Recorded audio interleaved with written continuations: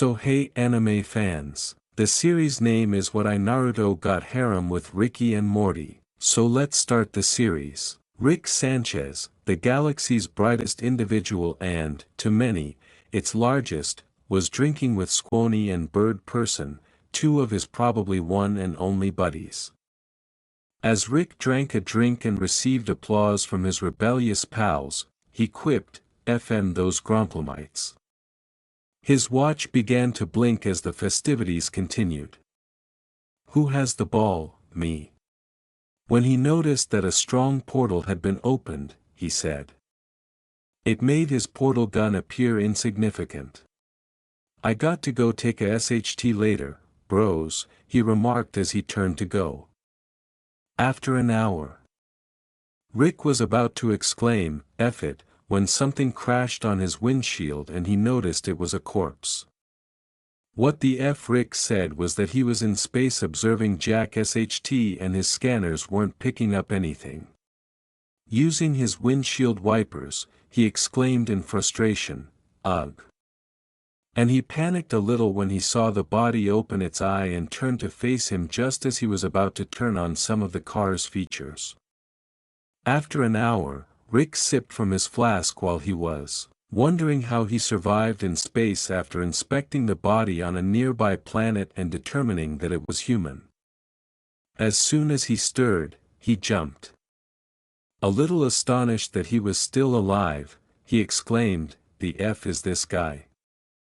Brain scan, he continued, recalling that gadget, which in a matter of seconds started searching through his memories. He vomited a bit. He looked at the man and replied, "Oh, F," now that he knew his name was Naruto Namikes. SHT F this hero. As he prepared to assist this child, he mentally kicked himself. Even though he was the biggest, he believed he might be a helpful deterrent if the Rick's council tried to tamper with him because he knew that no one deserved as much SHT as Naruto received. Then Rick woke up and heard Nar moan. "Sup," he said to him as he scanned some basic information from his thoughts with the brain scanner. He pointed the analyzer to deliver Naruto the memories, saying, "Hey, I don't like the ___ explanation, so to save time here." As Naruto's memory gradually assembled all of the memories he had been given, he paused to calm down. After a few minutes, Rick had to confess that he kind of liked Nar because he was direct, something he absolutely appreciated. Even if Naruto's view of the universe was more heroic than his own, he was still more pleased that it was more intellectual than all the other, __, he knew. However, Nar concentrated on more pressing matters than any of them. Naruto had to acknowledge that he didn't anticipate this when he woke up, and he enjoyed the release from the burden of responsibility that was on his shoulders. With Rick because he was fascinating.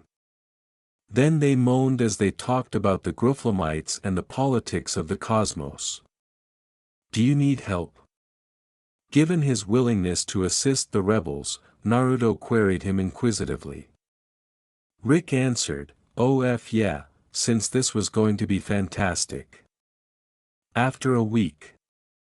"Who the squunch is this guy, Rick?" As he and the other rebels watched Naruto quickly destroy a whole battalion of ships, Squony questioned. "Mthafu is the coolest man ever." According to Rick, this was essentially turning the tables on the opponent. Away. A month later, when the rebels were going into hiding for a while to launch more subdued attacks, Rick asked Nar if she wanted to accompany him. Given what other Ricks would think, Nar had nowhere else to go and was looking forward to seeing his family again after all these years. "Do you have any family?" Nar lifted an eyebrow in question. Rick drank and stated, "No, I have a daughter, a grandson, a granddaughter, and a stupid piece of SHT that took away my daughter's options." "Family, but without the husband," Naruto told him plainly, "since there is no BLD relationship." Rick responded, who cares? Let's go, as they climbed into his vehicle. As Rick drove, Nar remarked, family is all you have at the end of the day. Rick simply farted and burped. AF pages the following day. Rick claimed that after selling some basic SHT he had in space and making a lot of money, he offered Naruto a place to crash when he moved into his daughter's house, but he chose to live in next door instead. Hello, you have a key and I've provided you a room here. You and your girls are keeping SHT in my garage. Rick put up a subterranean layer beneath his daughter's house and extended it to Naruto's as well. Naruto told him, good point, and thanks for letting me store my cool SHT here. Nar responded, no problem. How is your family, as he was unable to meet them? Rick murmured, making a so-so hand sign. They all seemed like sheep to him, therefore he didn't think highly of them. Hello, I'm heading to school. It's cool if, in the interim, you act as a sort of guardian for me. Naruto requested that he give a speech about school and how to ask for things like permission to take a shit and raise your hand if you plan to spend a third of your day with foolish people. After an hour. You can see where I'm coming from when I say that pupils and teachers at schools are particularly stupid. What adult wants to return to that pit of despair, after all?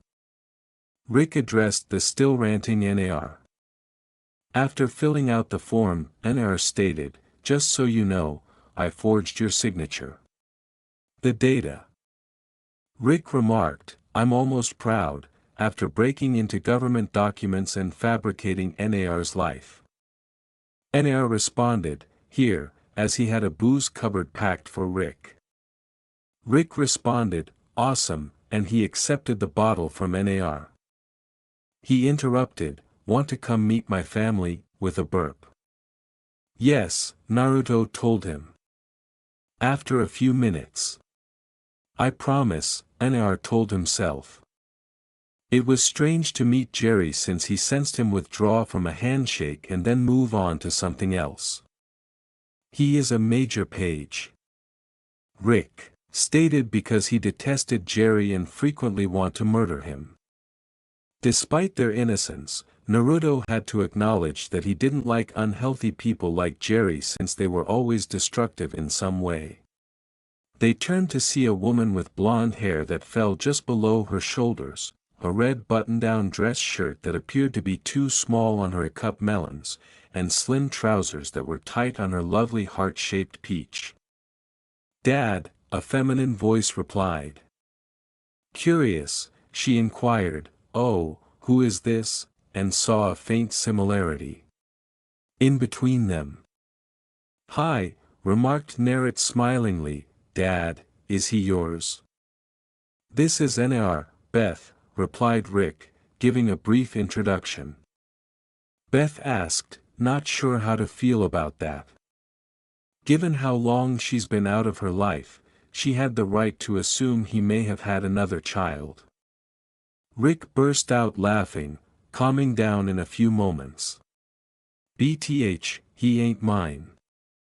Since it was dimensional travel, he believed Naruto might have been a new kind of Rick.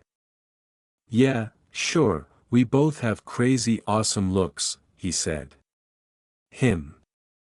After that confirmation, Beth felt somewhat comforted and made the decision to become friends with him, wondering if she could play a larger role in her father's life. She thought to herself, he's cute, as she noticed how hard his muscles appeared. She asked him inquisitively, would you like to join us for dinner? Yes, Naruto kissed her hand and said, I'm a gentleman. Rick remarked, player, as he saw his daughter leave. That's your daughter, huh? Yes, Rick answered, sounding both indifferent and concerned. He then went on after his daughter had left his ears. He looked at him gravely and said, listen, you get rid of my piece of SHT son-in-law, you can be my new one. He at least knew Beth would be with someone healthier. Anyway, go have a good time and cause some mayhem. He claimed that because chaos was his own kind of order, he liked it. After a few hours, when Beth requested Rick to get them, he said, "Yo, Morty, Summer, get down here, coming, Rick." Morty remarked while washing himself and performing some strange. "Rick has been doing insane things recently, ugh. Grandpa, why must we meet one of your friends?" Summer said while sending a text message on her phone. She wore tight white sweatpants over her big bubbling peach and a pink wife-beater-style top that flaunted her athletic low-cut melons. Additionally, she wore her orange hair in a ponytail with a few strands sticking out the side. Rick remarked, "Because my friend is awesome and you need character," hoping Naruto would have a particular impact on these children. Perhaps he will make Summer less teen and Morty less pages. Since Morty was a whining little child and Summer, in his opinion, was following whatever trend was going on, it saved him a lot of trouble.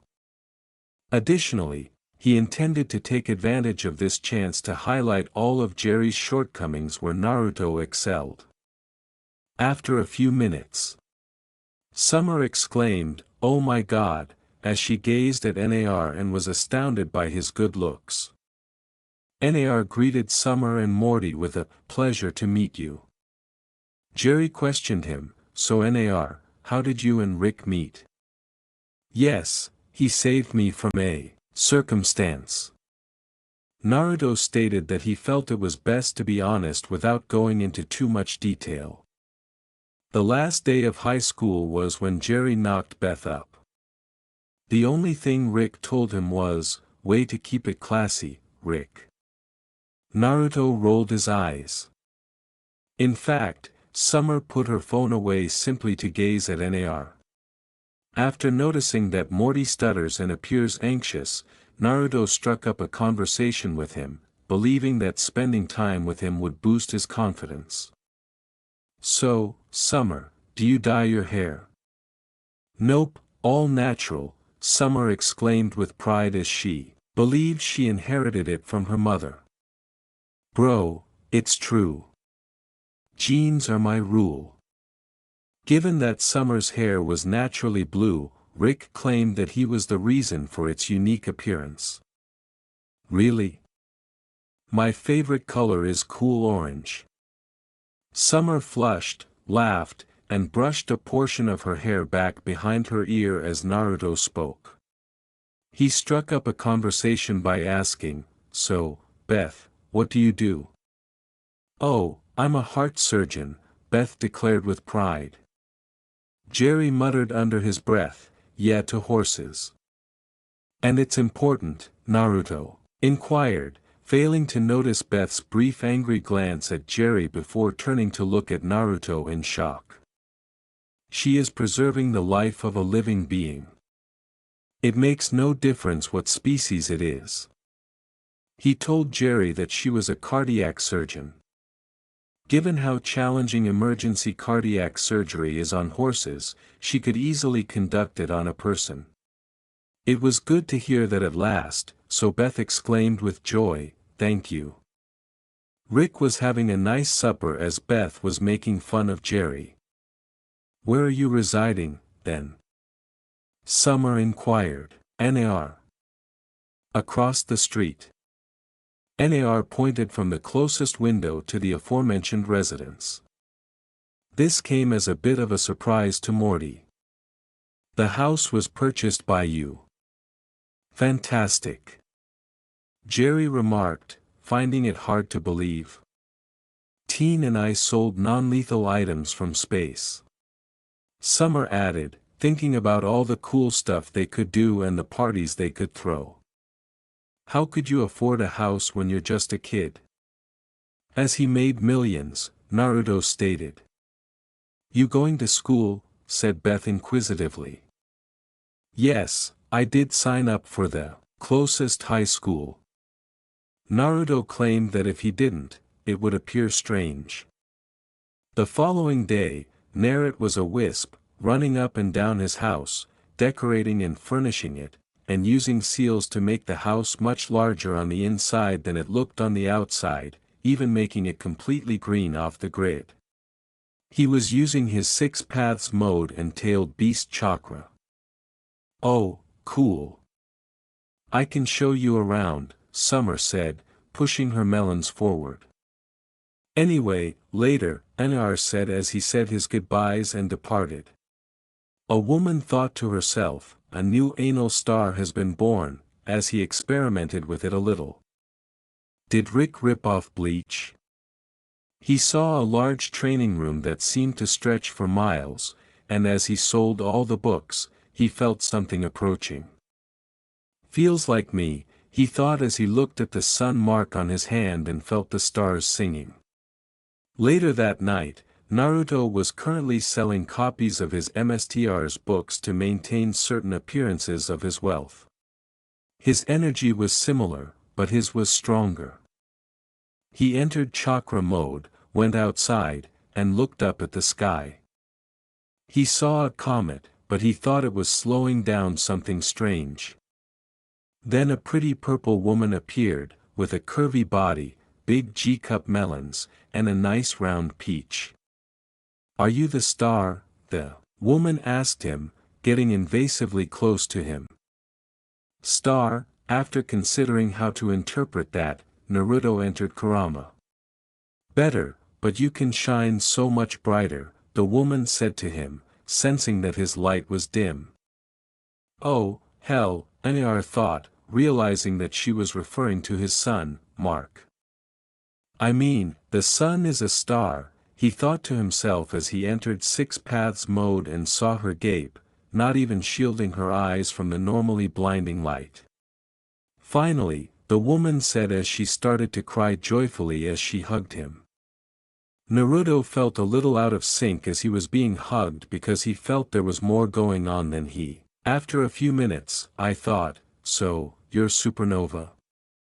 Yes, and I'm a cosmic being made of a literal galaxy of collapsing stars, NR asked the woman, passing her a glass of hot chocolate.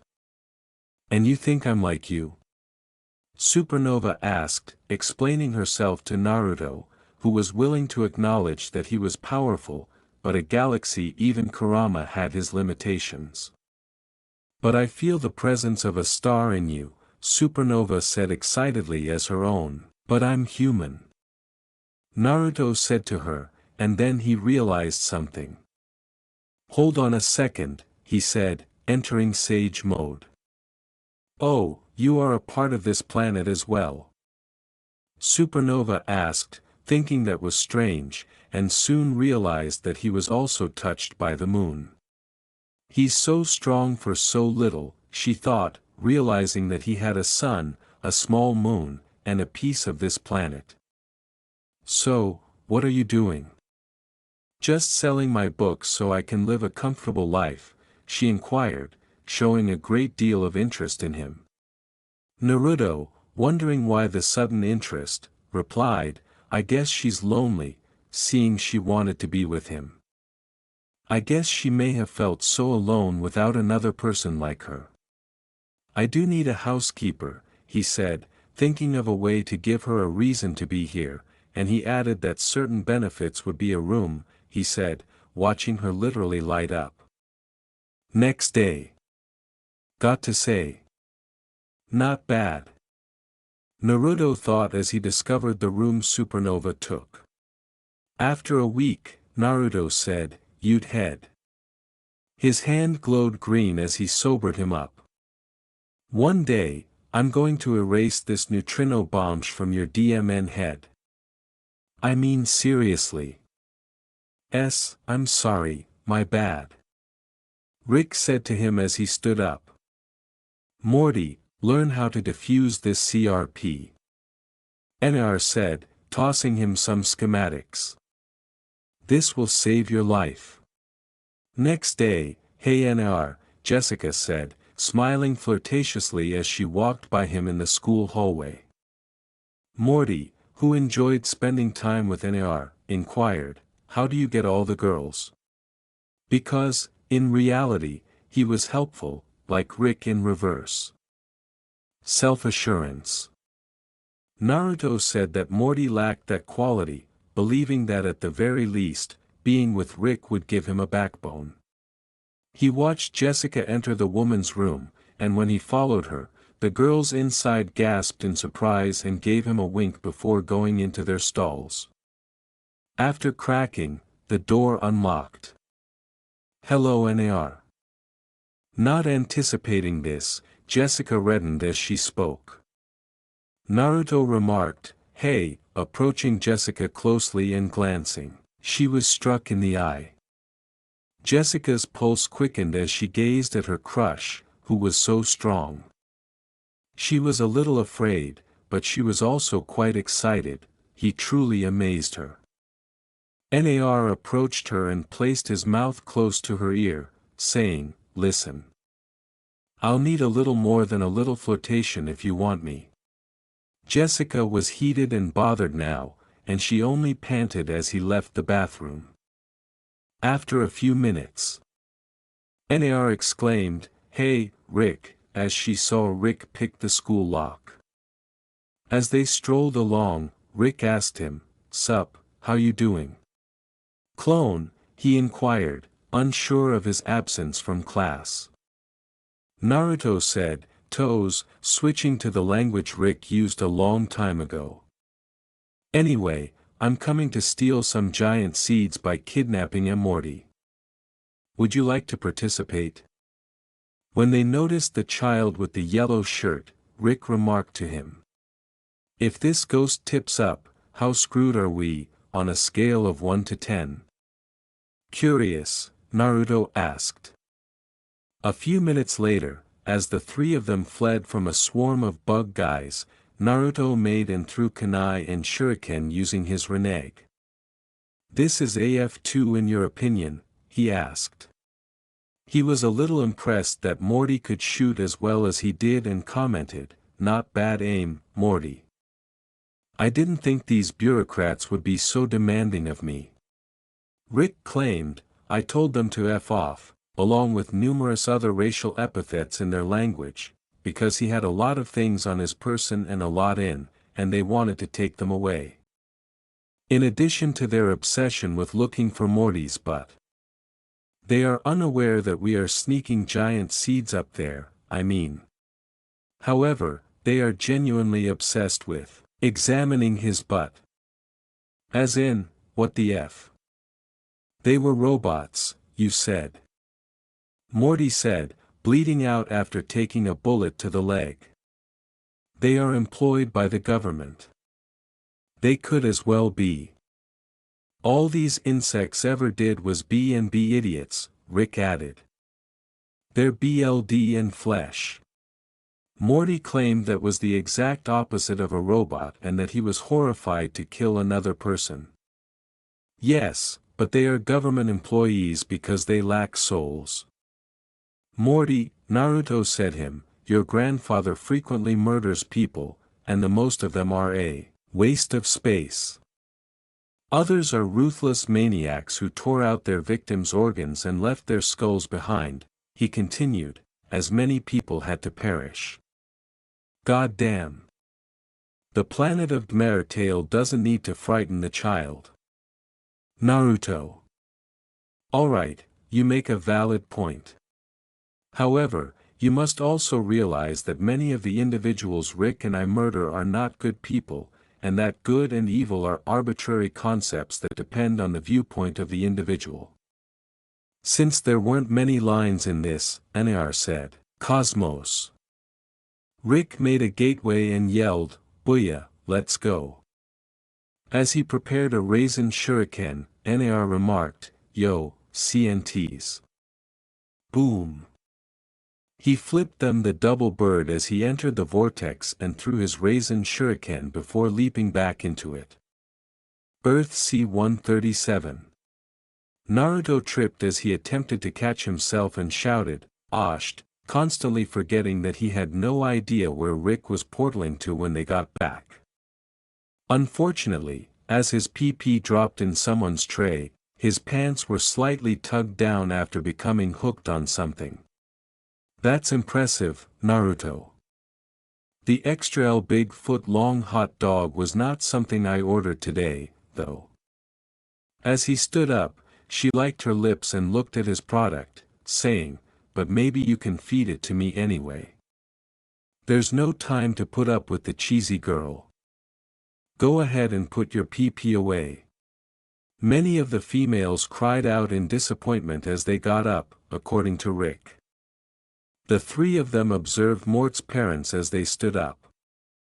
Jessica throws her plate aside as Naruto walks away, and Trisha takes it and begins to eat. "You're missing it, Jessica." She smirks and says, "These potatoes are perfectly seasoned," before the two begin to playfully quarrel over the mashed potatoes that came into contact with the generics member. After an hour. While Rick shouted, grumbled, and muttered about his escapades with Beth, Naruto murmured, "Hey, Semir," curing Morty. While consuming wine and aphrodisiacs in the restroom, Beth displayed a page image on her phone. As she would frequently observe, she had been doing this for years. PWN and herself to attempt to appear pleased by his deeds and avoid the inevitable disappointment that was Jerry in bed. However, she had been having fantasies about Naruto, a friend of her father's, lately. She was fortunate to have her phone with her when he slipped in the cafeteria, and she snapped a picture of his member, something she would likely think about and envision a lot in the future. After 2 weeks. "I need your help, Naruto," Rick said as he entered Naruto's home. "I must assist Morty in understanding adventure when we go out and do fun things, and why is your girlfriend involved in that Justice League Avengers ripoff? Are there any Save the World CRPs or missions?" He asked because he thought it was painful that Morty had a conscience. Nevertheless, Naruto raised an eyebrow when Supernova invited him to this event concerning Dumnitan, a renegade cyborg shape-shifter. Really, he thought, a shape-shifting robot. He answered, "Sure, bring Morty," and Rick nodded before pulling Morty outside. After an hour, Naruto had been shown to a lot of the Vindicators because Supernova was well liked by them and quickly became married to Supernova.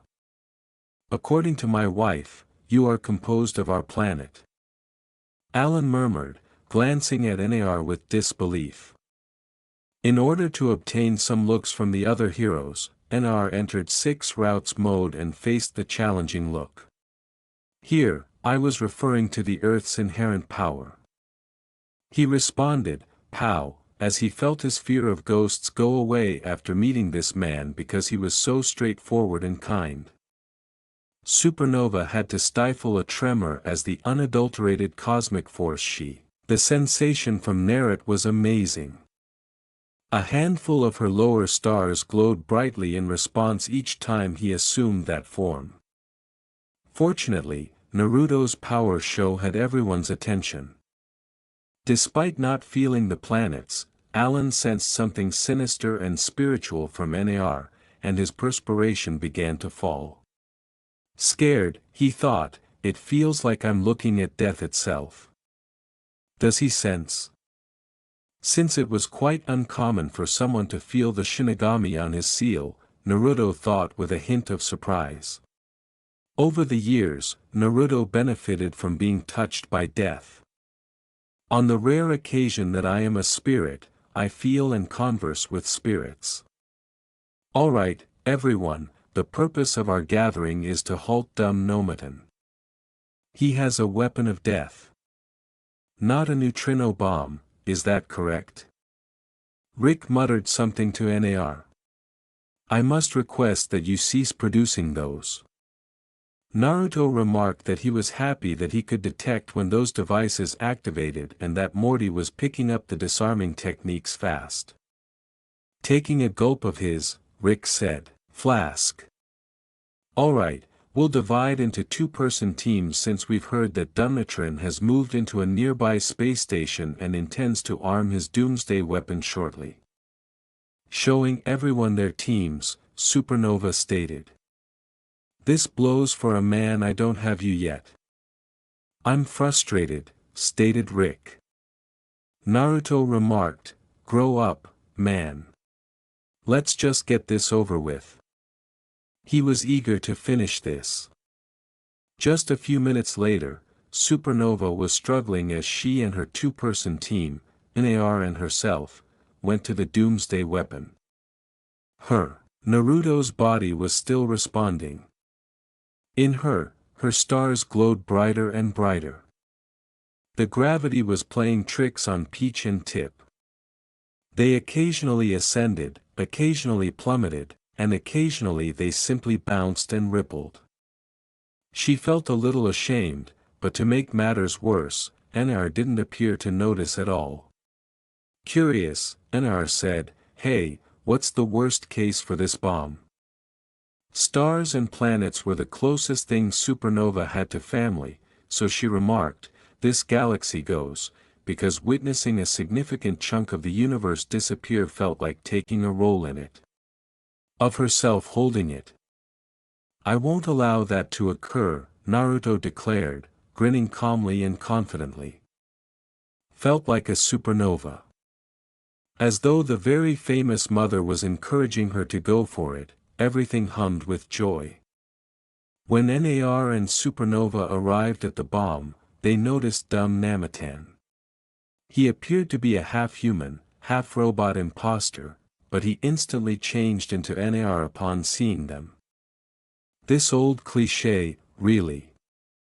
Naruto stated that they were unfazed because their life forces remained the same even if the duplicate appeared to be practically authentic. Supernova felt a little furious. He'd dare attempt to imitate Naruto. He didn't give me any cosmic power, and I had no trouble identifying them. Before Naruto drove his palm through his half-human, half-robot heart, dumb Namatan, was muttering, F the galaxy, I will kill everyone this universe deserves. Did you murder yourself with that strange thing? Inquiringly, Supernova asked him. No, I actually do that quite a bit. Naruto said, still engaged in death-defying combat with his clones. I'm not sure how to react to that. Nobody ever does. Naruto then gestured toward a light that was blinking. Are you able to disable this weapon? After entering several keys on the console, Supernova quickly received nothing. No, we must put an end to this. She built up a big purple shield around the bomb and remarked, perhaps I can put up a shield. Allow me to assist you. Doing a chakra sprint around the shield, Naruto said. As Supernova felt it contacting her own shield, she was astounded to see a tiny orange wisp round it and fill it with orange light. Power, causing her to shout with joy. Then she called everyone to hurry up and go. The bomb detonated shortly after, and although they were unable to prevent it from destroying the station, they were able to save the galaxy. After a few hours, she realized she had crashed on what looked to be a planet, which made her feel extremely sore. This isn't the first time she's crashed on a world like this. When she attempted to stand up, she discovered that Nar was holding her. Did he protect me from the crash and blast? She believed that to be an incredible accomplishment, especially by her standards. When she saw that Nar was healthy and content while in his arms, she made the decision to lie there. Nereid's intuition told him that he needed to get ready while he and Supernova recovered from using a lot of power to stop the doomsday weapon a few days after he woke up. Nar could only do the bare minimum due to an average incidence of chakra depletion. But a supernova might fly. Her typical comet speed standard significantly slowed her speeds. As Naruto looked, Supernova gave her a lot of attention and even taught her some of his skills. Her stars continued to shine in his presence despite it. However, she became very interested in seals once he taught her about them because, like her, he had the ability to alter the logic of space. He claimed to have used the sealed tattoos on his body for storage, which astounded her. She requested that he create a seal for her. He dubbed it a mark of metamorphosis. He gave it that name since it has the ability to transform things, but only in theory. Because she was formed of space, she could basically build herself anything, including making her room much larger, even if the object he converted it to had a similar design. She had the ability to control her body and become anyone she desired. She looked down at the area of her skin that was empty, thinking, I wonder. The following day. Supernova, hello. Not seeing her at all, Nar called out. There was no sign of her when he returned from gathering more fish, fruit, and water. He glanced, walked about and eventually noticed her emerging from the sea.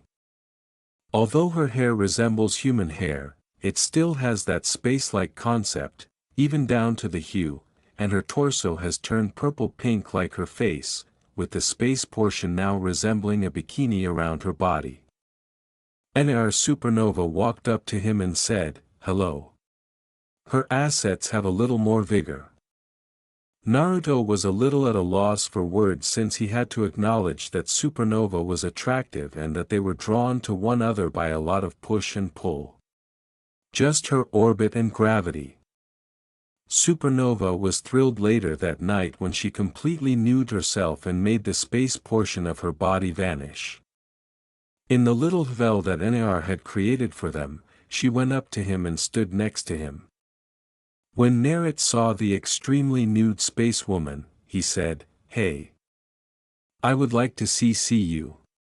Supernova grinned and replied bluntly. Why? Curious, Naruto inquired as to why she was asking. He had no intention of simply sleeping with a married woman without a valid reason. You bring me joy, Nar. You evoke feelings, items. In a dreamy voice, Supernova spoke. My husband is who he is. He considers me to be nothing more than a trophy. You witnessed him attempting to project an alpha male persona. On the other hand, you show me consideration and respect. Alright, said Naruto, who thought those were great excuses for her to cheat on her husband. As he watched her approach, he carefully moved his hands to her peach and started massaging it, reaching out to feel her up a little. Should I know anything before we begin? The cosmic lady reddened in answer. I'm not sure. I have no idea what I enjoy, and Alan never made me CLMX. She acknowledged that with embarrassment. Are you able to instruct me? She was a little embarrassed and pitiful to ask for assistance during section. However, that quickly disappeared as she started to play with her pages with Naruto. It began slowly before playing with her CLT and gradually putting his fingers in one at a time.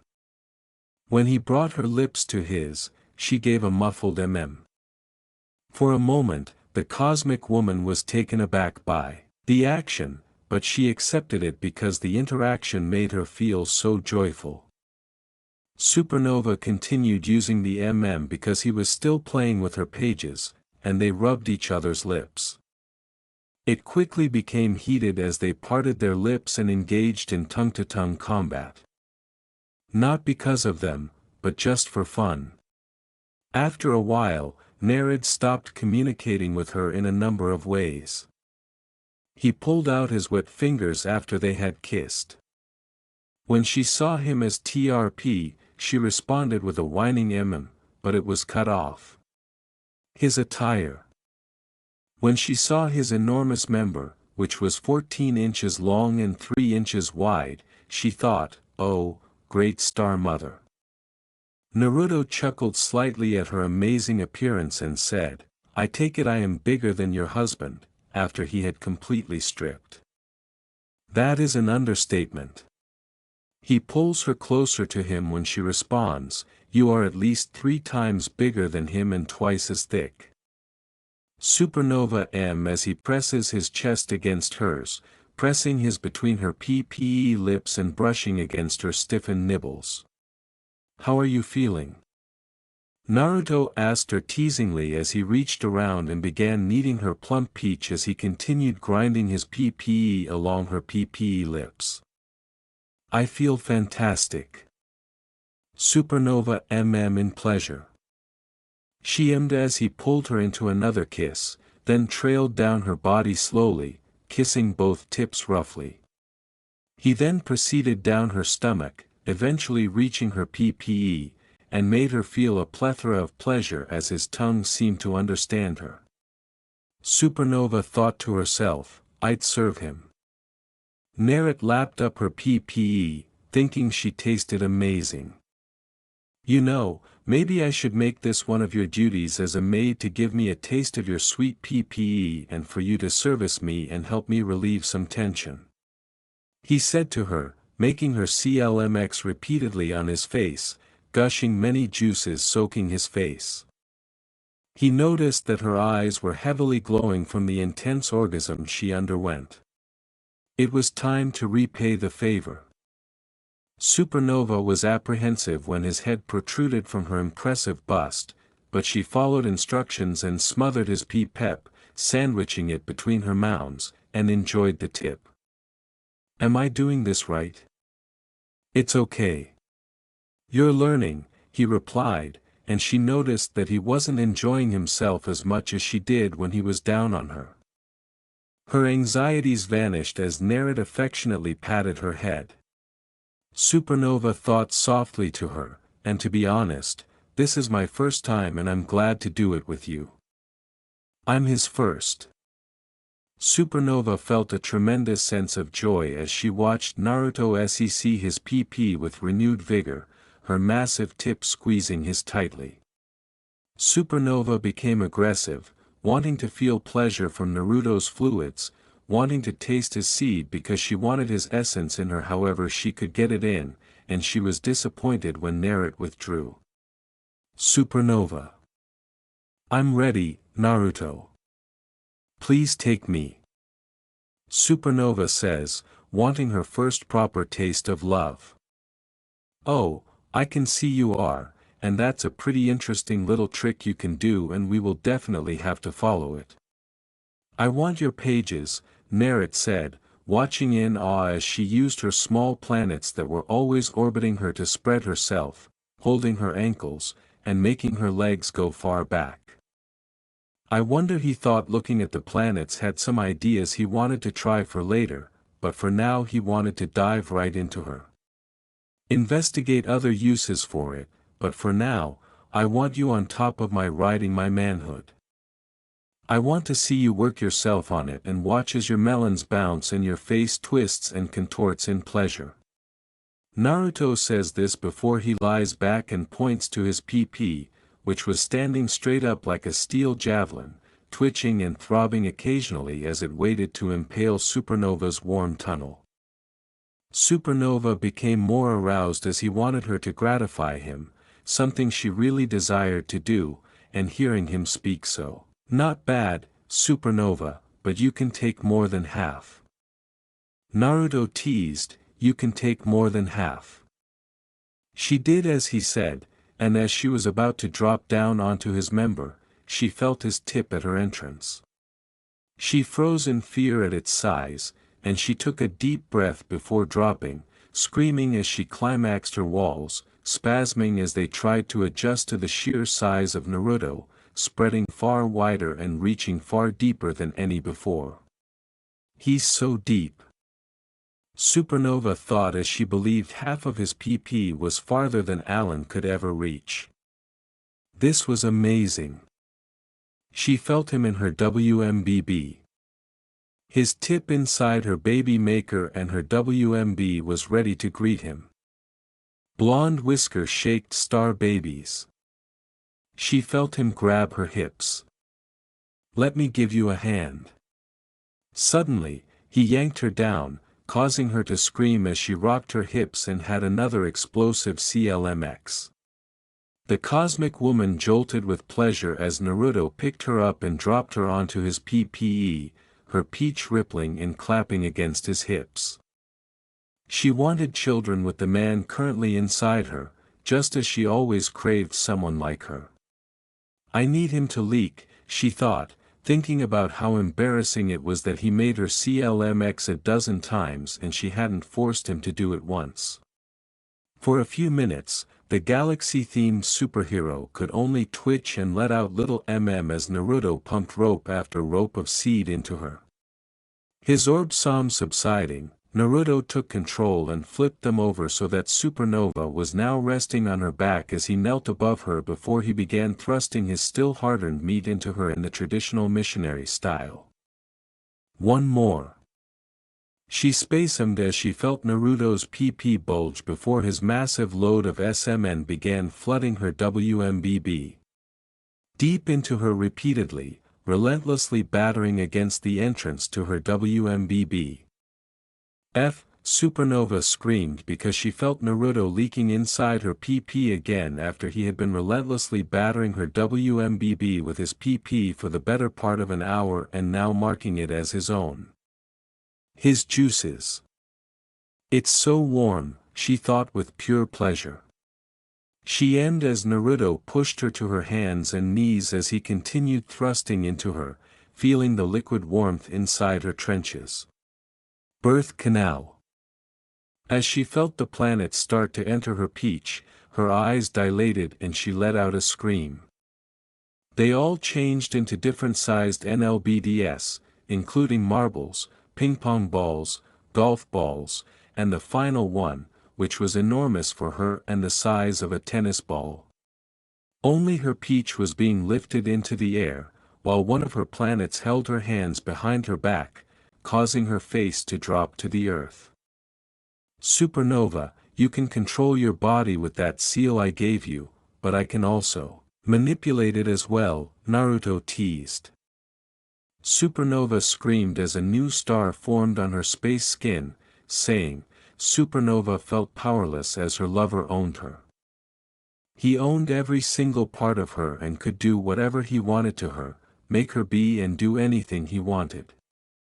And she could still feel it, even after it was gone. And a huge star came into being. This star was the size of a little ball and was situated between her pee-pep and her belly button, in contrast to all the other dot stars on her body. NAR. She pondered how this star felt. Him. Furthermore, the star appeared stationary and unchanging, in contrast to all the other space-like objects that went by her body. He seemed to have personally marked me.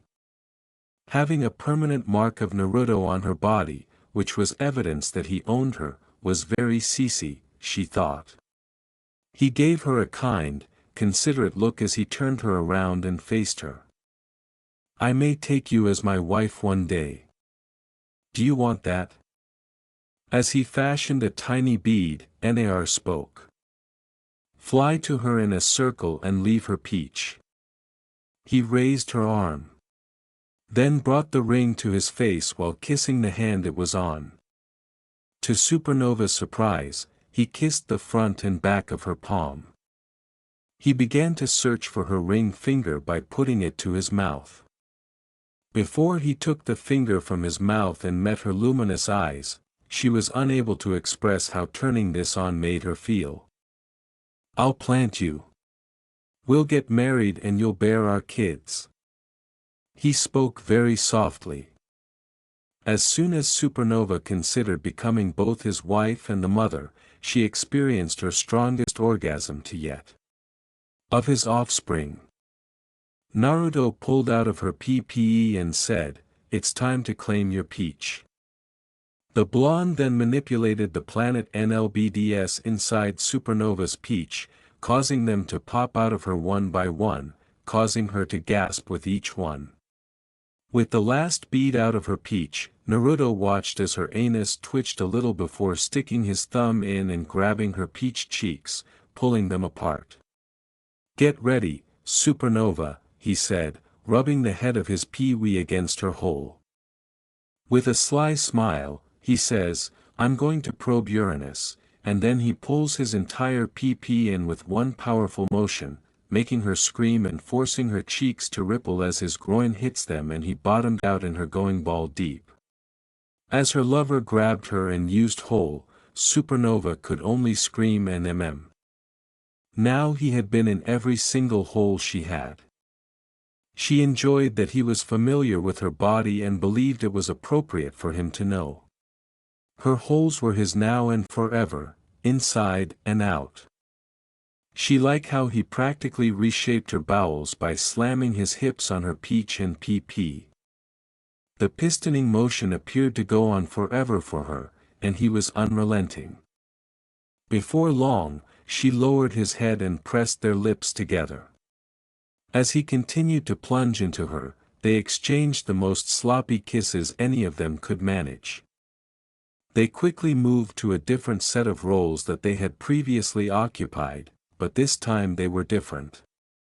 They release all of their repressed emotions and aggression in the most effective manner. The length of time they spent in love caused a light to beam brighter and brighter into the night from the B planet. The following day, Supernova felt very relaxed but also sad as she rested her head on Naruto's chest on the B because they had both regained their strength and their nightly activities seemed charged. The night was filled with Supernova's holes being destroyed and filled so they could only feel pleasure from Naruto's PP, rather than depleting them. She wanted to cheat on Alan for a bit since she believed the half-spirit guy deserved it and that they had resolved to keep their relationship a secret from the Vindicators. She will eventually find a way to get a divorce from him and wed the man who gave her a sense of fulfillment. A few days later, Naruto returned to Earth and stayed in touch with Supernova, who informed him that the Vindicator thing was a lot of CRP since they stopped small-time crimes, and that Vance, the leader, was such a righteous one. He was currently in his home training Snuffles Mort's dog to obey and behave. Regards, NAR. Thank you very much for this. Morty remarked that he liked his dog and that he was a good guy despite the fact that he occasionally had accidents. I believe he merely enjoys playing tricks on Jerry. This dog appeared a little irritated and only got angry at things that annoyed Jerry, Naruto remarked. I have one already, please. As his grandfather did that, perhaps a couple of times a week, Morty said, Rick. Alright, that was amusing.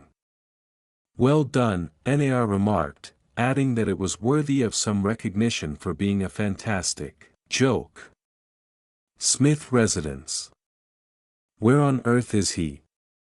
For anything I'm going to do, I need Morty. Summer was lying on the couch when Rick spoke. I'm not sure. A while ago, he went out with Snuffles. Boresome, remarked Summer. Oh, wonderful. And then Rick seized her. You're taking Morty's place. Fantastic. After hearing Morty's description of these escapades, Summer expressed her want to experience the excitement. After 20 minutes. Is he real? Rick claimed that Golden Fold was negotiating with him to essentially STP Summer while he restrained her after he had taken her captive. What? He looked at Summer and asked, kind of SHT happens in school. All right, he responded, exploding a hole in the aircraft as he pursued and infected Ms. Pancake, who was now falling. Dream of Ms. Pancake. What on earth? Summer said as she surveyed the area, which had an SXL dungeon and numerous mythological and other monsters. Alright, let's blend. After seeing Summer's room and learning a lot about her, Rick remarked, I feel like this is your element. This was definitely the best location for her to fit in. Look, he said, you're at lunch, as he fell and was taken hostage by dwarves. Summer wandered around drinking and doing dream drags, hardly paying attention until she ended up wearing a BDSM attire. Dream Summer looked at the real Summer and said, looky here. She praised her lips and remarked, I've never effed myself before. She spoke out loud, I wonder if Naruto will like two of me. The concept makes me alright, how are you doing? Summer inquired, thinking she knew enough to realize that it was strange that she was the focus of her teacher's fantasy character. Oh, Goldenfold keeps a close eye on you and Narrate. He is spying on you both. Summer had to acknowledge that NAR was an alpha male, saying to the original, all the while liking her lips. He sees how much of an alpha male NAR is and knows his place. He put people down hard, either physically or verbally, whenever they started something. Summer tilted the head of the real Summer and said, I'm his SLT. Want to join us? Look over there. Soon after, in the summer, Naruto was encircled by a horde of women with a tiny, happy, he had a smile on his face. He exuded a sense of naturalness, as though he belonged here. Yes, let's not indulge your professor's blatantly bisexual fantasies. Having trouble getting the notion into Miss Pancake's mind, Rick muttered, yanking Summer away. Summer was pulled away as she saw her dream self quickly taken over by Dream Naruto, who screamed so loudly that all other sounds were drowned out. Additionally, she described in explicit detail how wonderful it was before she was started. In the real world, Beth had been drinking a bit more wine than usual and had arrived at Naruto's house an hour earlier feeling a little drunk.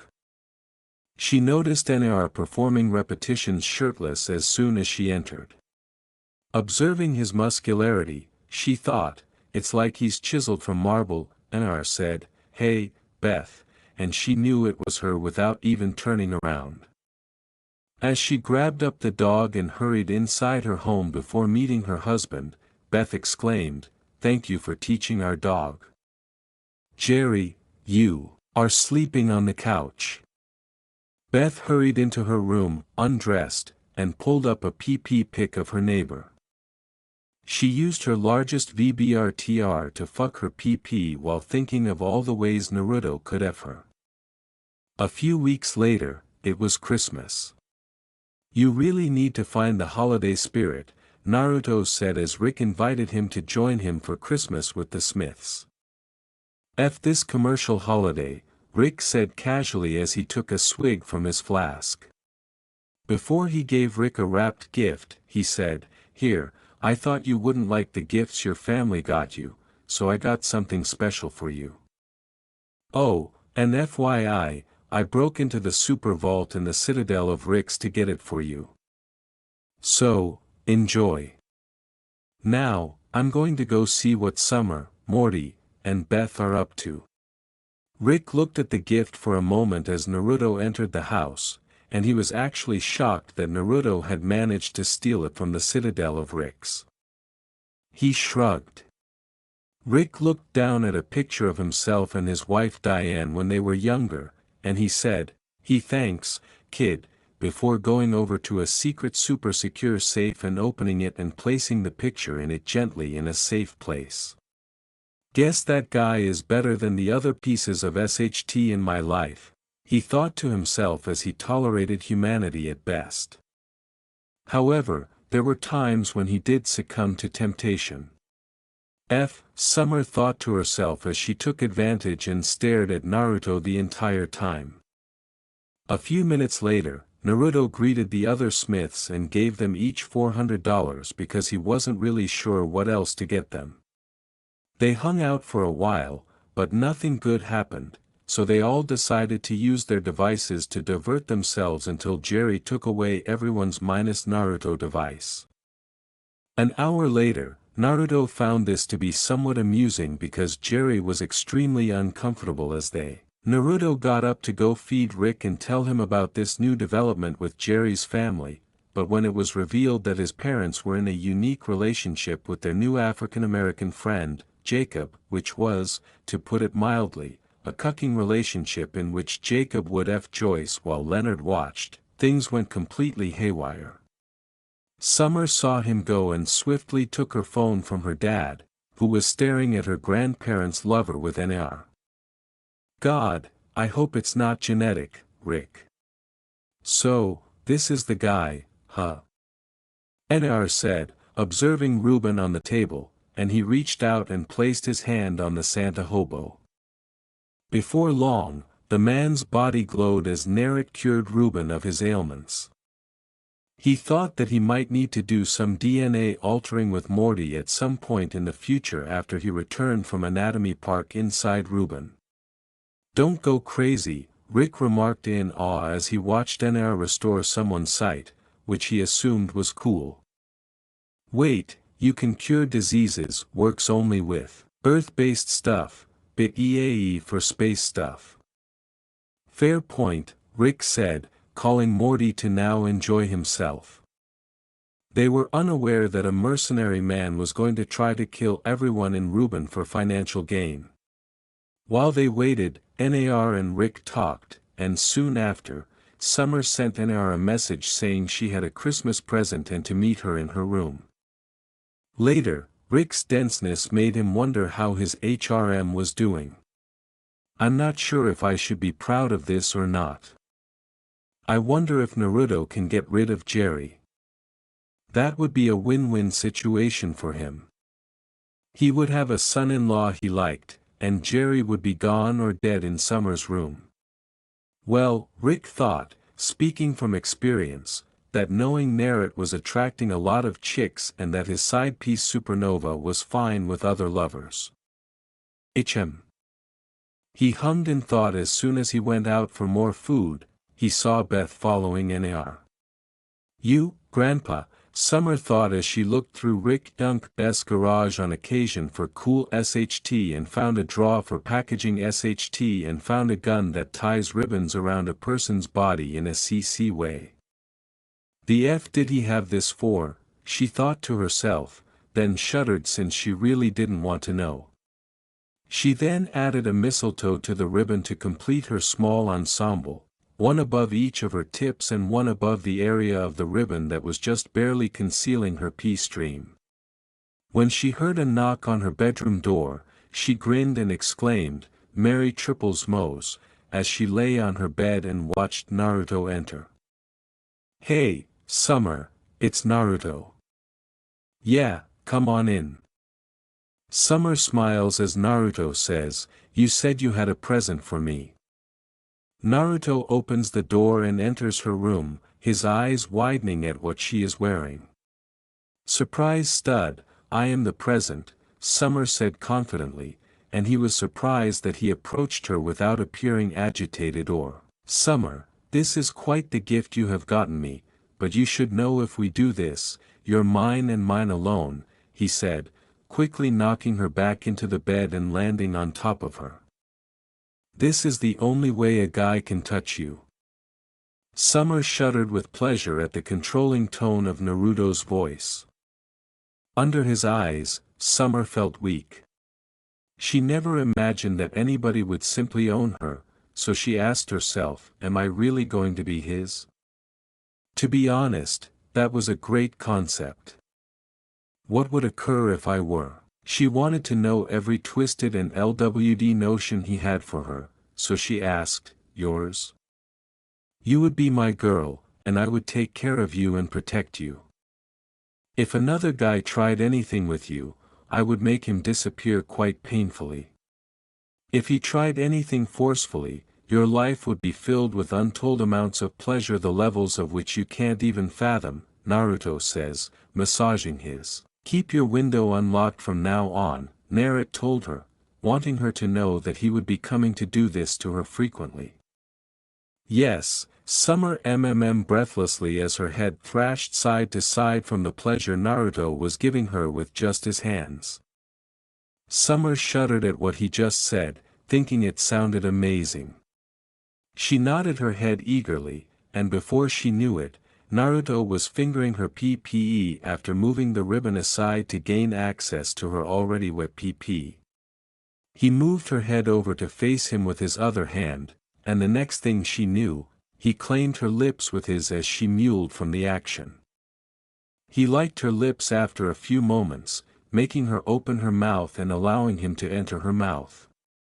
She had played with her fingers numerous times before, on numerous occasions, and she had fantasized about Naruto doing the exact same thing to her as he was now.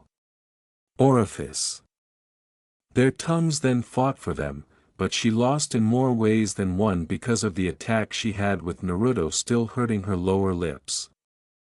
He was making her feel crazy with passion and pleasure, which was too much for her, causing Summer's legs to become weak and allowing her to collapse a little. Fortunately for her, she landed on her bed and pulled her crush along with her without breaking lip contact. As Summer was out of breath, her face flushed, and her eyes glazed, they ended their make-out session. Naruto laughed, drawing out his other hand went down her back, slid south towards her peach, and gave a cheek a nice tight squeeze. Summer released his fingers from her mouth as she let out a squeak from the action before her mouth was assaulted with his again. He took a small lick and brought his soaked digits to Summer's open mouth and inserted them in. She ended up eating on them and tasting herself, making her as a result. Naruto was beginning to enjoy seeing her melt and spasm under his touch as he played with her even more. As he started massaging her peach, he made Naruto realize that she really enjoyed having her peach played with. As his one hand continued to explore her peach, his other hand moved up and down her stomach until it reached her generous mounts and began to caress them, stroking between his fingers as he felt her mower while he ran his fingers around her ever-hardening tips. He touched her peach and played with her melons, pushing her even further, and then, as if a cruel act of a higher power had fallen upon her, he withdrew from her, and she missed him on her body. He pleased Nar, and she said, "Give me more." The orangite. I want dash. I'll give you that and more, but I need something from you. She got up a little from her bed, and her mouth got really dry as she stared at the whiskered blonde undressing. Hot DMN, that's going to be in me, she thought as she began to hurt herself as her breathing became labored. Her eyes were not leaving his sculpted body, especially his hanging member. He walked to the other side of the bed and spoke in a low growl, then scooched to the end and lay on your back. She obeyed, and his hands moved down to each side of her face, stroking her cheeks with thumbs. Now that her mouth was open, he brought his urine to it, and she began to lick and kiss it in her current position. A minute later, he slid his urine into her mouth, causing her to taste it much more than before. After what seemed like an eternity, he began to piston himself in and out of her as she was soon given a deep throat treatment. Summer was genuinely relieved that she didn't have GG reflex because that would have made things more difficult to deal with. Throughout this entire process, she began to seriously hurt herself because she believed that this was absolutely necessary. Amazing. She squirted all over her bed sheets. Her body spasmed as he kept up her throat, causing her to tighten her throat and choke for the first time. Here it leaks. Almost without warning, his hot spunk shot down her throat and headed for her stomach. He kept his face effer as he fired off until he felt exhausted from this round. When he finished, he withdrew his spit-coated member, finally noticing that Summer's face was heavily flushed with slop dripping down her. As she lifted her head and went to kiss Ankh on his ball, her eyes were moist, giving the impression that she was intoxicated by the events that had transpired. "Oh, is Summer a bad girl while loving that face?" he questioned mockingly. "Faye. Tell me, how often do you masturbate to me? How frequently do you try to agitate you the way I just did?" Summer sighed out her response, releasing his ball from her lips. "I've been with you almost every night since we first met, and recently, I've been dreaming of doing all this nasty SHT and..." The next thing the Orangite knew, she was lying across his lap with her peach hanging in the air, her layback position gone. "Jerry hasn't been a very good father," he said huskily. "You're not getting enough discipline," which made her loins tremble. "Seems like I'll have to fix that." What are you going to do?" she asked, panting with a ragged breath as she was gradually recovering from her earlier state of orgasm and pee drunk. "I'm going to punish you," she said. "And any bad girl needs a good spanking." Summer let out a loud M because she didn't expect to feel this much pleasure on such a simple thing. He said this as he raised his hand and then brought it down to slap her peach. The spanking didn't stop there, as his hand continued to descend repeatedly with just the right amount of force behind it to make it amazing. She had never been spanked before, and this was all new to her, so it seemed she would definitely enjoy it. Unbeknownst to the two, the door was slightly ajar, and if they had looked through it, they would have seen Beth staring straight through it. She was about to use the restroom and escape the drama downstairs when she heard the noise coming from Summer's room, and like any worried parent, she went to see how her daughter was doing because it sounded like screaming. The blonde mother opened the door slightly and looked inside, but what she saw was completely unexpected. Naruto was in all. Even more so, Summer was dripping wet from behind, and the sight of her reening cheeks as she saw the clear liquid running down her daughter's legs showed her that the act was RSNG Summer more than she ever imagined. His naked glory with his lean and muscled body with a naked Summer because she was still wearing the ribbons lying over his lap getting spanked were even more obvious than Beth could have imagined. Summer's peach rippled like it wouldn't stop as she let out a primal that could have turned the straightest of women on, but Beth could only watch with drawn breath as Naruto's hand rose in the air and stayed there for what seemed like minutes in reality for mere seconds before coming down with force, clearly not enough to harm her, but enough to show that he wanted the Orangite to know he was the one in charge. "Now, Summer, tell me you've been a bad girl and you want this continued punishment," Naruto said to the Orangette in a voice obviously laced with lust, wanting her to hear her say, "I am a bad girl." She yelled with each spank, "I need to be punished." She continued lifting her peach off Naruto's knees to get the spank sooner, which allowed Beth to see Naruto's PPE for the first time because it had been covered beforehand. Please. Naruto, spank this naughty." The blonde mother couldn't contain herself any longer, so she slipped her hand into her pants. Despite being a wife and mother, she still had her own needs and wants, one that had been greatly unfulfilled for years. Beth couldn't believe what she was seeing, her baby girl begging to be spanked and obviously seeing more clear liquid pouring down Summer's legs. She was enjoying the punishments like a champ and an SBMSSSV girl in complete stride. For the first time, Beth felt jealous of Summer, wanting to be in her daughter's shoes and get spanked like that, and maybe going through more. Thinking she had had enough, Naruto stopped spanking Summer and took her off his lap, placing her belly down on the bed and then gently caressing her peach, making her feel better. She bit her lip to defend herself against and avoid exposing herself to the teen couple in her daughter's room. Given how delicate the contact was, I think you should be rewarded. Summer, do you want that? Allowed in between ragged breaths. Why, yes, please. I would love it. Naruto smiled and gently laid on top of her back, bringing his mouth close to her ear and whispering, "Your reward is me finally." The orangey shuddered from the contact as he brought his fingers down to play with her folds and her blinking rose. Ugh. With her legs hanging slightly off the bed, Summer yelled again as her sensitive red throbbing peach was pulled towards him. Whatever thoughts the teenager had died, she was unable to speak much because she felt something cool on her hot, sore rear. It turned out that he was kissing, liking, and worshipping it, which made her as excited as she was. A lot more noises were made as he soon started tanging her spasming peach. Inu don't. It's dash. Sensations.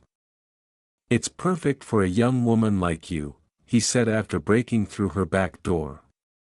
Through the other side of the bedroom door, Beth was panting raggedly and had a reamed face as she progressed to a stupor.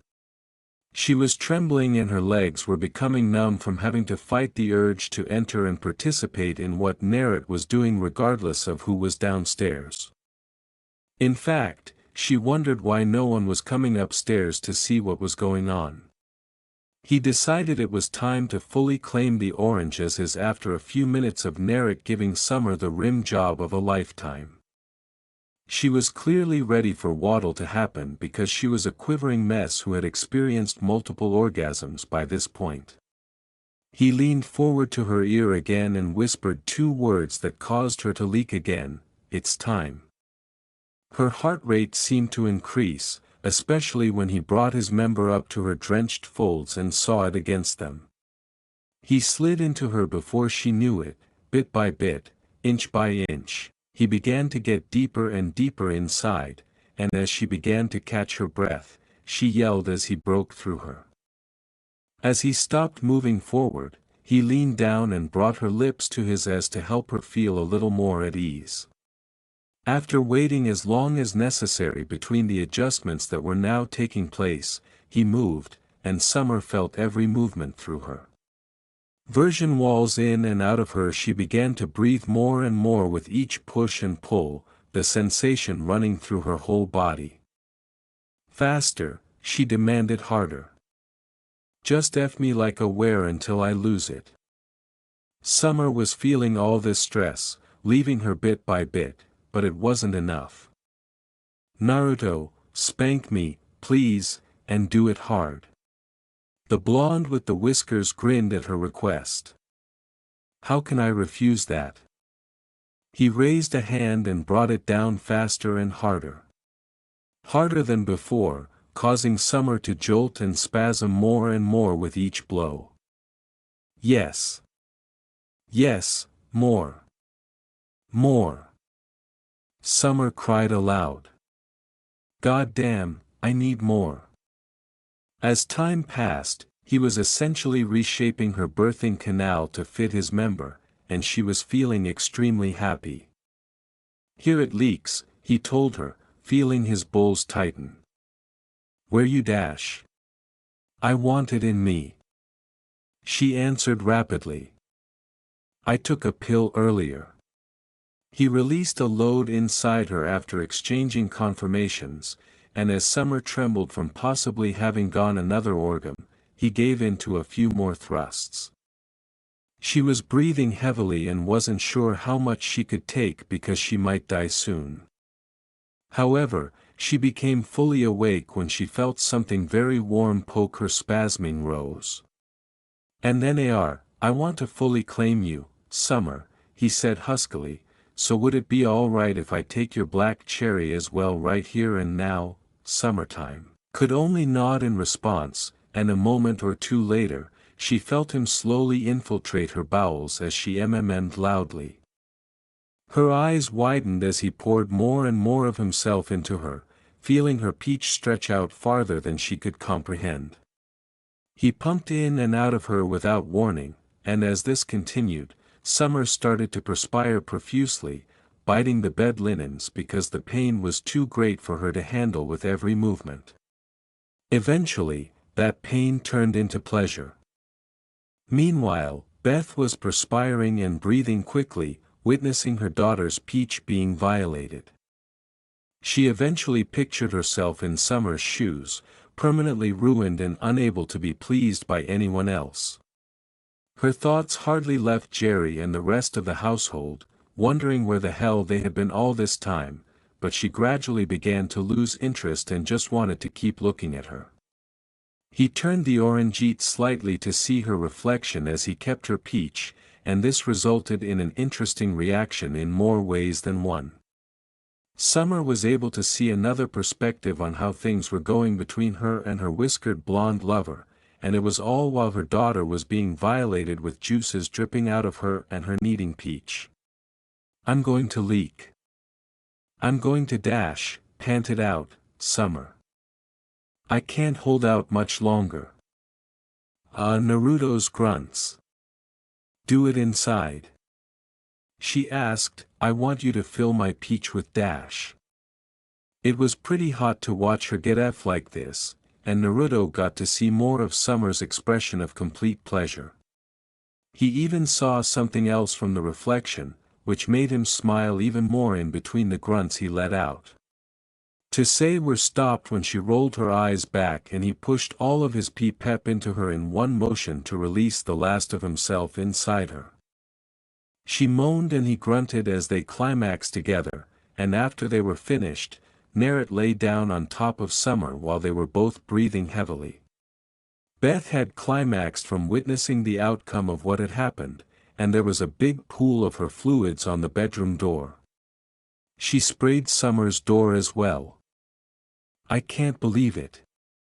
As she relived the last few moments in her mind, Beth couldn't stop thinking about it. She then began to freak out and had to leave right away to clean up and conceal what she had done. As for the puddle, she would have to find a way to explain how it got there. Beth had arrived at her bathroom and needed to clean up, and she was sweating from what had happened. She found herself putting her furs into her wanting pee and adjusting her tips, but she was too preoccupied with herself to notice the other problem. "I hope you enjoyed the show," NR said to her, coming up behind her. Beth practically screamed and slammed against the shower wall as she showed NR her entire naked, wet glory. "And then NR, what are you doing here? Why are you dash?" "Just wanting to check up on you because you..." Beth became a stuttering mess and tried to gather herself, but she was really worried about what might be done, "So why you can't tell Summer?" She managed to say she'd kill me and run. "You know, Beth, you can leak over any time you'd like and I can make you feel better." "I saw you, Beth," he said, making her heart practically drop. "You didn't step in and do something when I broke in, Summer, only watching the entire time while injuring yourself to watch me F your daughter." Naruto picked up her soaked, discarded panties from the floor and said, "I'll take these as a souvenir, but I hope you aren't wearing anything next time," winking at her, making her blush. "And for some payment," he said, reaching out and bringing her lips to his. Beth melted into his kiss, miming as his pee brushed against her pee, wanting nothing more than to beg him to take her then and there. She felt his fingers moving down her side and toward her firm, plump peach, then the digits crept towards her blinking rose bud with a pair inserting in and began playing. It felt like hours with him playing with her peach while they were still making out, but it was actually only a minute or two. Eventually, he withdrew from her completely, leaving her a panting mess and wanting. "I shower them with love and affection, making them wish for nothing if you'll be mine. My girls are important to me, Beth," Narrett whispered into her ear. "Beth, I'll give you so much love," he said, realizing that she was similar to him in that regard, desiring love and affection, unlike your PSS poor husband, Jerry, who Beth thought to herself, then remembered she was married to a parasite who was currently dealing with his parents cuddling FTSH downstairs. Wonder if it's genetic, she thought, without complaint. Forcing Jerry to watch her be taken by this man. She leaned forward to kiss Nar again, but was met with empty air. She turned her head and saw Nar drying off from the water before putting on his clothes again. Before leaving the bathroom to her bedroom, he gave her a teasing smirk and pocketed her dirty underwear, saying, "If you want, my door's always open." Beth wanted to complain, but it was a little exciting that he was making her work for it. "You hurt her, you're dead," Rick said in a rough. "I won't hurt Summer," Narrett said honestly, and Rick responded, "Yeah, Summer," as it was somewhat reassuring that his daughter hadn't been nailed yet by his friend. "Anyway, on top of this, Hobo Santa friend of yours is fixed. You really need a better system." Naruto said, "There were many issues which I had to fix and regrow certain organs as Ruben apparently destroyed most of his and the diseases that were kept in him." As Rick gently inserted a syringe into Ryuben's abdomen at a certain location, he said, "At least the part can be saved. Just need to get some fine-tuning in and it'll be open for business. Need to extract Morty and the others out." Before long, he took some BLD out and carried it to the growth machine. Did something go wrong inside? Yes, a couple of things. A potentially avaricious double agent who wishes to sell secrets to other governments is a mercenary bodyguard. His behavior is the initial cause of this issue. Many employees failed to show up. Dr. Bloom, at least, is safe. When Naruto heard the explanation, he nodded. Morty and the blonde female who was introduced as Annie soon regained their full size. "Why do you have this section?" As if Morty hadn't been inside a guy, Naruto inquired inquisitively, assuming the obvious explanation right away. "Indeed, Morty, you delve into the SMN geysers." Rick remarked this in jest, yet it was accurate because he actually created geysers out of the ball of Ruben. Morty confidently stated, "No, I had section," feeling even more smug after observing their shocked expressions. One thing leads to another, and it was either life or death. Annie kissed Morty's cheek after giggling into her hand. Annie remarked, "I have to admit, he was a real gentleman. I feel almost pleased when I look at that 14. As he poured him a drink from his flask, basically the family's holy grail, Rick spoke to him.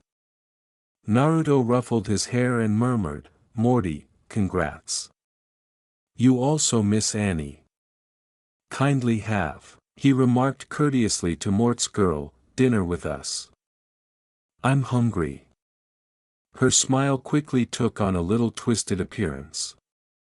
As he led her out of the garage and into the family home, Morty reddened at that moment, understanding what she was expressing.